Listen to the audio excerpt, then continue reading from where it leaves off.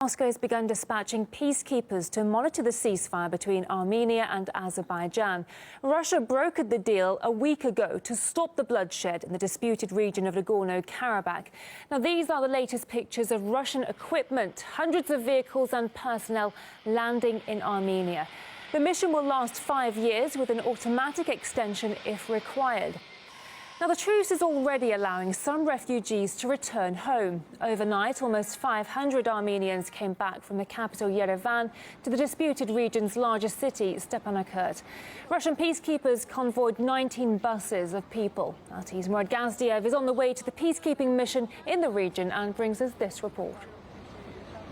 Well, the peacekeeping force that is supposed to be stationed in Nagorno-Karabakh has almost been brought up to full strength. We witnessed this morning yet another very large convoy of Russian peacekeepers making their way into Nagorno-Karabakh. But aside from them, about 2,000 peacekeepers. The Russian side has also published a detailed map of what the area, Nagorno-Karabakh, will look like. The operations of the Russian peacekeeping mission. There'll be 9 observation posts, ceasefire monitoring stations in the northern area, 9 in the southern area, and 7 in the Lachinsky corridor, a thin strip of land connecting Armenia to the pro-Armenian Nagorno-Karabakh. You know, there's a lot of anger with the way the war turned out. There's a lot of sadness with how many people have died, and ultimately people are just thankful that it has concluded.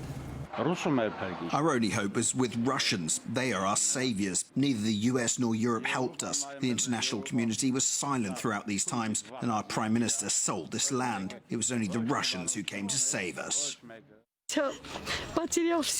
Our nation has lost everything. Nothing's left. I beg Russia to help us, to let the rest live well on our lands. It's painful, of course, but we see Russian troops are coming. Hopefully they will keep the peace. The Russian peacekeeping mission in Stepanakert is acting as a sort of mediation headquarters that is organizing communication between the two sides, if indirectly, between Armenia and Azerbaijan. They have already organized, for example, an exchange of the remains of soldiers who'd been killed and whose bodies both sides were unable to collect. Things are being seen very differently on the Azerbaijani side, however. There isn't quite the sadness that there is on the Armenian side. They made tremendous gains, areas that they believe are historically theirs, and they're recognized internationally as Azerbaijani. And people who had been forced to evacuate 30 years ago are now overjoyed that they're heading back to homes that they've been unable to return to for 30 years. I am so grateful to our soldiers and our president. We will return there with great pleasure, as this is our land. The news about the liberation and prospect of return has put behind all the hardship we had for all these years. I'm so happy that our lands are liberated and grateful to all who made this come true. I'm so joyful to return to my land. We're waiting for a signal from the government to return. We're already packing up our stuff. Over the course of this 6-week conflict, there had been many attempts to establish a ceasefire, international attempts by Russia, by the United States, colossal pressure from all over the world, and nothing seemed to hold until the 10th of November, when Russian President Vladimir Putin helped mediate this latest ceasefire, which was signed by the President of Azerbaijan, the Prime Minister of Armenia, and which is held. There is, however, an enormous amount of work to be done. There's an enormous amount of uncertainty about the tens of thousands of refugees that have been displaced from their homes, from their villages over the course of this conflict. Uncertainty about their future, where they'll return to, if they'll return to their homes at all.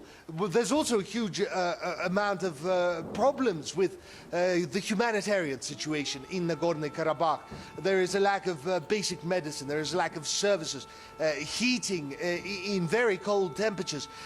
So this is now the priority, establishing livable conditions and making sure people have somewhere to return to.